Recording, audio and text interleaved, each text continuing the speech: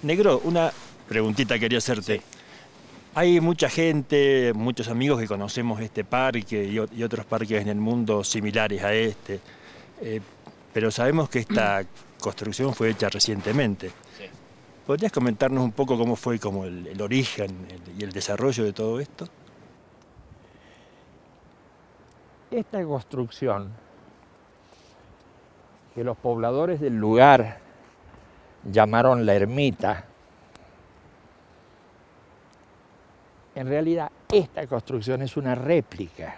Esa la hicieron nuestros amigos unos cuantos años después, porque la construcción original de la ermita estaba pasando esos dos ríos caudalosos en ese lugar donde hay una vertiente. Pero después de dar nuestra arenga, la arenga del sufrimiento y demás, en su momento, en 1969, la destruyeron totalmente. La dejaron en el suelo y ahí han quedado los escombros. Por supuesto se puede visitar, pero no, es bastante complicado para llegar al lugar. A partir de la construcción de la ermita, a la que concurrieron unos pocos amigos, donde nos concentramos en alguna ocasión, donde tuvimos oportunidad además de escribir unas cosas. A partir de ese momento empieza el desarrollo de lo que podríamos llamar los lugares de encuentro y de estudio. Como lugar de estudio es un poco complicado, pero cumplió con esa función, sobre todo en aquellos momentos donde no se podían producir reuniones públicas, ni reuniones al aire libre, ni reuniones sino reuniones muy restringidas. Y acá, donde nos vinimos entre las piedras, pudimos hacerlo. Ahí empezó la cosa. Pero ahí no terminó, ¿no? No terminó la cosa. Ahí empezó la cosa de las construcciones. Pero después de los desastres que produjeron con nosotros, nos fuimos al norte de este país, al límite con Bolivia. a la selva, a un lugar que se llama, o se llamaba, San Pedro de Jujuy. Y ahí hicimos una gran picada, empezamos a cortar árboles, a tirarlos abajo, y quedó todo más o menos despejado, pero rodeado por la selva. Ahí construimos una casa, pero no ya de piedra como esta ermita, sino una casa de troncos de árboles, porque era un lugar selvático. Ese fue uno de nuestros primeros cambios de lugar. Negro, eso sucedió en San Pedro de Jujuy, pero se trasladó a otros lugares. Claro. Si nos habían dejado en el suelo también la casa de troncos, ametrallado. Claro, después que quedó en el suelo la casa de troncos, nos fuimos a otro lugar también en el norte, un lugar conocido como Yala, donde construimos otra casa, pero era una casa ya de madera y piedra, una casa grande, importante, y también tuvimos que abandonar el lugar. Entonces buscamos el centro del país, pues ya nos habíamos metido en las montañas, habíamos ido a la selva, entonces ahora buscamos un lugar llano, plano, el centro del país, en Córdoba, donde instalamos un centro de trabajo. Ahí pudimos trabajar bastante tiempo porque pudo llegar gente. Pudimos hacer intercambio, pudimos hablar entre nosotros, comprobar muchas cosas que queríamos comprobar, y eso terminó al final, después de los trabajos, terminó también mal. Varios encarcelados, gente deportada, etc. Sí, allá después de un año, ¿no? Fueron encarcelados y toda la gente, y provocó eso la dispersión a otros puntos. Claro. Así que ya no quedaba mucho lugar a donde ir. Podíamos haber ido al sur, al Polo Sur. Pero se convertía en una cosa un poco complicada. Para colmo de males, las dictaduras militares ya estaban instaladas en toda América. Así como asesinaron gente amiga, gente nuestra, en La Plata, en un lugar próximo a Buenos Aires, así como encarcelaron a numerosos amigos en distintas partes, así también en Chile, por ejemplo, hicieron sus verdaderos campos de concentración y metieron gente nuestra en Pisagua, en el norte de Chile. Así que estábamos bastante incómodos con la situación y ya decidimos cambiar, no solo de lugar geográfico en un país o en dos países, sino de continente. Y nos fuimos de acá y caímos en el mar Egeo. Y ahí instalamos en Corfú otro centro de trabajo. En ese centro de trabajo pudimos trabajar sin ningún tipo de problema. Además, recordemos, estábamos ya cerca de nuestros amigos de Europa. En aquellas épocas los desplazamientos no eran tan fáciles como ahora. Con ese centro de trabajo en Corfú, bueno, la gente pudo venir de todos los lugares de Europa.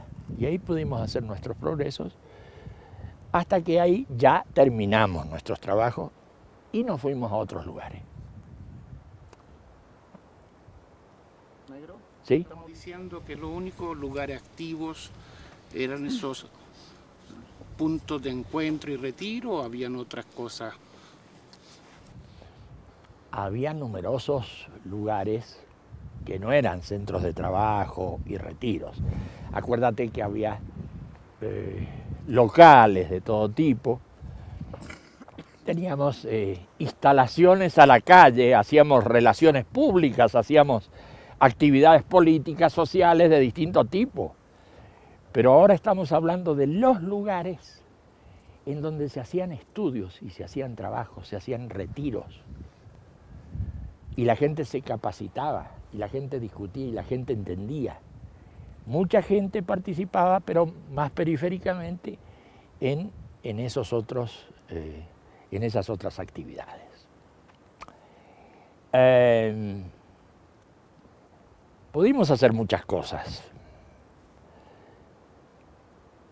pero necesitamos también darle coordinación a todas nuestras actividades. Y esa coordinación la logramos poniendo un centro de coordinación en otras islas, en las Islas Canarias. Y entonces coordinamos distintas actividades desde allá. Pero los centros de estudio, los centros de trabajo, estaban en una dirección distinta a las coordinaciones, a las actividades más superficiales, pero que por supuesto fueron importantes y fueron las que hicieron conocer a nuestros movimientos. Parece que ese desborde de actividades, de todas maneras, nos empezó a alarmar nuevamente. A esas fuerzas oscuras, no sé cómo llamarlas. Sí, las fuerzas oscuras. Las fuerzas oscuras, sí. Ya no agreden físicamente, pero tienen su gente. Y a su gente ellos le pagan y la instruyen. Y ahí tenemos los formadores de opinión, los falsificadores de internet. O sea, ellos no quieren que se sepa lo nuestro. Deforman nuestras actividades, nos impiden hacer circular información correcta, prohíben nuestros libros, no quieren que se lean nuestros libros. Y que no se sepa. Que no se sepa. Ese es el tema. Que no se sepa. Es una consigna, como si tuvieran una consigna. Que no se sepa. Y eso explica. Y si se sabe, que se sepa deformado. Que se sepa deformado, exactamente. Eso explica la desinformación que hay alrededor nuestro, la gran desinformación que hay alrededor de todo lo que nosotros hacemos, me parece. En materia de desinformación y de todo ese tipo de cosas, después que desapareció la agresión física, sobre todo en América Latina, hubo pequeñas agresiones, pero nada, ya sin relevancia. Nos quemaron, qué sé yo, nos incendiaron 2 locales en Francia, nos rompieron los cristales de muchos locales en España, en Alemania. No, en Egipto fue ahora más recientemente ya una agresión a través de los medios de prensa y de todo aquello, pero como digo, no hubo, que yo sepa, agresiones físicas tan diversas como las de aquel momento. Así que así fue continuando ese asunto, Alicia, de las agresiones y de otra forma de moverse, que era el moverse con el que no se sepa, y con el ocultamiento y la liquidación de libros, en fin.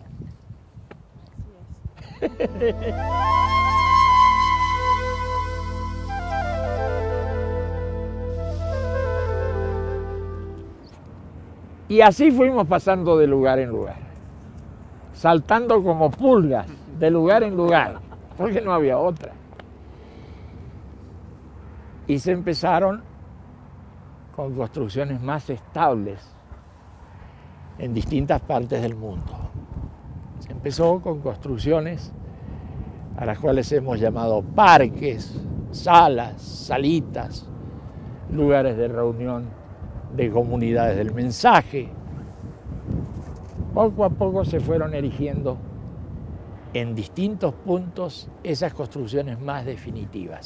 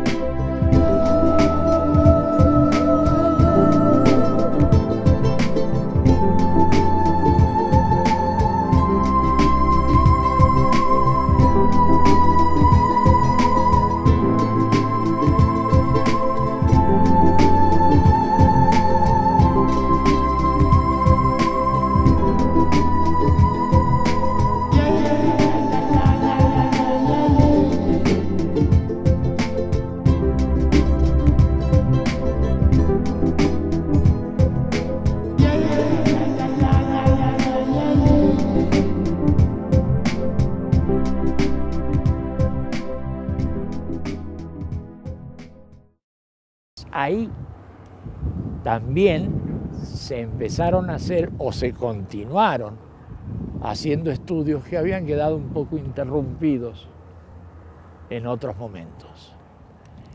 Ahí está el germen de lo que llamamos los trabajos de escuela, que son trabajos sumamente complicados, elaborados, muy elaborados, pero esos lugares que se han comenzado ya a habilitar desde hace unos 4 años, siguen adelante y ya no paran, porque esos están en toda América Latina, en Norteamérica, en Europa, en Asia, en África. Y no podemos decir que haya lugares todavía en Oceanía y esos puntos, pero la cosa va. Y así fue como llegamos al momento actual. No hemos llegado al momento futuro todavía, pero vamos a llegar.